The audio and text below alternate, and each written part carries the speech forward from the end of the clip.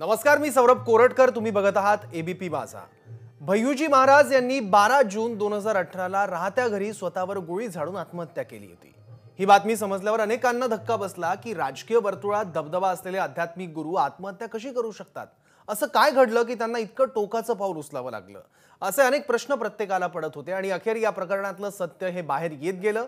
महाराजांचा ड्रायव्हर शरद, सेवक विनायक आणि केअरटेकर पलक यांनी भय्यूजी महाराजांना आत्महत्येस प्रवृत्त केल्याचं कोर्टात सिद्ध झालंय. त्यामुळे कोर्टाने या आरोपींना आता 6 वर्षांच्या सश्रम कारावासाची शिक्षाही सुनावली आहे. आणि याबद्दल बोलण्यासाठी भय्यूजी महाराजांच्या पत्नी डॉक्टर आयुषी शर्मा आता आपल्यासोबत आहेत. मॅडम, आपलं स्वागत या चर्चेत. 2.5 वर्ष होत आहेत भय्यूजी महाराजांना आपल्यातून जाऊन. न्यायालयाने आता जो निर्णय दिलाय त्यावर तुम्ही समाधानी आहात का? हो, न्यायालयाच्या निर्णय जो आला है त्याचबरोबर मी त्यांच्या एक मैं न्यायालय के निर्णय का समर्थन करती हूँ एवं न्यायालय पर मुझे पूर्ण विश्वास है एवं न्यायालय ने जो निर्णय दिया है उसका मैं सम्मान करती हूँ. त्यांचा मी सम्मान करती आहे. अजून हे खूप छोटी सजा आहे त्यांच्याकडे, कारण की मला ते खूप मोठी सजा दिला आहे त्यांनी. माझी पोरी बरोबर त्यांनी खूप मोठी सजा दिली आहे. ते सजाची भरपाई कोई करू शकत नाही. मग त्यांची शिक्षा वाढवण्यासाठी आणखी कुठल्या कोर्टात तुम्ही दाद मागणार आहात? हो, करू शकताय मी, पण मी आता बघितला नाहीये ती ऑर्डर. ती ऑर्डर बघितल्यानंतर मी आपले घराच्या मध्ये काही गोष्टी करू शकताय. त्याचबरोबर मी काय करणार आहे, काय नाही करणार आहे. ते घराचे काय मोठे लोक आहे, माझी नंदे आहे, ते गुरुजीची बहीण दोघी आणि परिवारचे जे सगळे सदस्य आहेत त्यांच्याबरोबर मी त्यांना विचार करू फक्त काय करायचं तर मी तुम्हाला सांगते. महाराजांच्या जवळच्याच लोकांनी त्यांचा घात केल्याचं स्पष्ट झालंय, पण कधी तुम्हाला महाराजांसोबत असताना या सगळ्या गोष्टींचा संशय आला होता का, किंवा तुम्ही महाराजांना याबद्दल कधी काही बोललात का?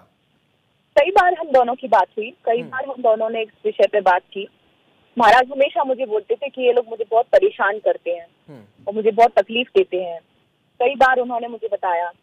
हम लोगों ने 2-3 बार ये सोचा भी कि हम पुलिस के पास जाएं, हम लोग पुलिस की मदद लें, लेकिन गुरुजी हमेशा ये बोलते थे कि मेरी छवि, मेरे लाखों शिष्य हैं जो मुझे अंधा प्रेम करते हैं, अगर मैं कोई भी ऐसा कदम उठाऊंगा तो उनकी आस्था का क्या होगा. इसलिए हम पुलिस के पास नहीं जा सकते, लेकिन कोशिश करेंगे कि अपने स्तर से इस चीज को कैसे खत्म किया जाए, अपने स्तर से इसको कैसे निपटाया जाए. क्योंकि वो लड़की हमेशा शादी के लिए बार बार कटोर बोलना, हमेशा उसका कहना रहता था कि 1.5 लाख रुपए हर महीना घर से जाता था, 1.5 लाख रुपए हर महीने घर से मेरे जाता था.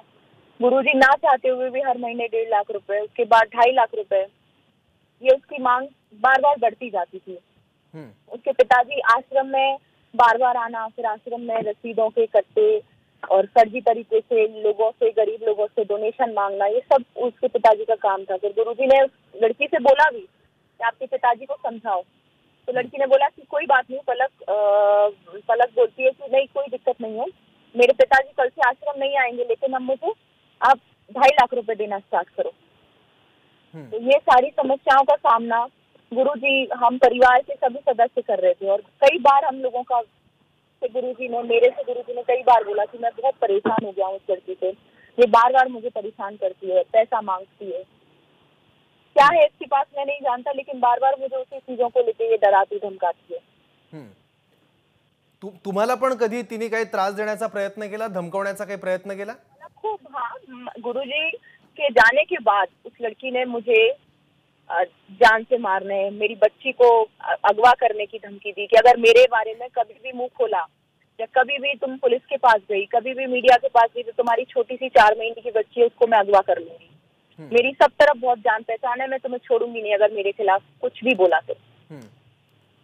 पण मग तुम्ही याबाबत पोलिसांना काही कळवलं होतं का? पोलिसांकडे तक्रार केली होती की तुम्हाला सुद्धा अशा धमक्या येत आहेत, जीवे मारण्याची धमकी दिली जाते आहे? नहीं, मी परिवार बरोबर मैंने घर पे बोला सबसे और घर परिवार में, लेकिन उस समय माहौल इतना बुरा था सर कि हम लोग खुद समझ नहीं पा रहे थे. हमारे दुख के सामने हमें हर चीज छोटी लग रही थी. और उस दुख के सामने गुरुजी जाने का दुख, गुरुजी जाने की जो तकलीफ हम सबको थी ना, उसके सामने ये सारी चीजें ऐसा था कि करे क्या, करना क्या है. पुलिस वाले रोज घर पे आते थे, पूछते थे, जांच पड़ताल करते थे, लेकिन इसके बारे में बता दिया और इसने आके कुछ और कर दिया तो और डर लगता था कि अभी क्या धारा, मतलब छोटी बेटी अब आ रही नहीं है कुछ, उसको कुछ हो गया अगर कहीं किसी से बोल दिया तो, इसलिए शांति से घर में ही अपने समय काट रहे थे। कभी कुछ नहीं बोलना, बस शांति से जितना जीवन दिया है बच्चे के लिए आगे बढ़ना है और जीवन को ऐसे ही आगे बढ़ाना है। पण पोलीस तपासातून अशी सुद्धा एक माहिती पुढे आली होती की मांत्रिकासोबत पलकचं डील झालं होतं, तर हे डील नेमकं काय होतं, मांत्रिकाचा या सगळ्यांमध्ये काय रोल राहणार होता, याबद्दल काही तुम्हाला माहिती आहे किंवा तेव्हा काही कळलं होतं? नहीं नहीं नहीं, याबद्दल मला काही माहित नहीं होता, मुझे नहीं पता इस विषय में कुछ भी। लेकिन हाँ, ये बातें जरूर मुझे मालूम चली कि ऐसा कुछ करने वाले थे या कुछ भी, लेकिन इस विषय में मुझे ज्यादा नहीं पता है। तर हा लढा तुम्ही एकटीने कोर्टामध्ये लढला, पण कोर्टात सिद्ध कसं केलं तुम्ही की नेमकं काय घडलं, पडद्याआडून काय घडत होतं? पुरावे अनेक तुम्ही दिले असतील, तर कोर्टातला हा लढा नेमका तुमचा कसा होता, त्याबद्दल काय सांगाल? 12 जून की रात जो जो बातें गुरुजी ने मुझे बताई, मेरे शादीशुदा जीवन में जो 14 महीने में गुरुजी ने मुझे बातें सुनाई बताई, वो सब मैंने कोर्ट के समक्ष रखी। जो भी मेरे पास था वो मैंने कोर्ट को दिया, जो पुलिस ने अपनी जांच में निकाला वो पुलिस ने कोर्ट को दिया। मेरे द्वारा मेरे पति ने जो मुझे समझाया, जो मुझे बताया इन सब के बारे में, वही सब बातें मैंने कोर्ट के समक्ष रखी। जिन परिस्थितियों से मैं जूझ रही थी, गुरुजी रहते और गुरुजी खुद परेशान थे, उस चीज को हमने कोर्ट के समक्ष रखा। पण तुम्हाला असं वाटतं का की आज गुरुजी तर आपल्यात नाही आहेत, त्यांनी आत्महत्या केली, पण तुम्ही ही एक गोष्ट केली असती तर कदाचित हे सगळं नसतं घडलं, असं कधी वाटतं किंवा अशी कुठली गोष्ट आहे, अशी काही हुरहुर वाटते तुम्हाला मनात?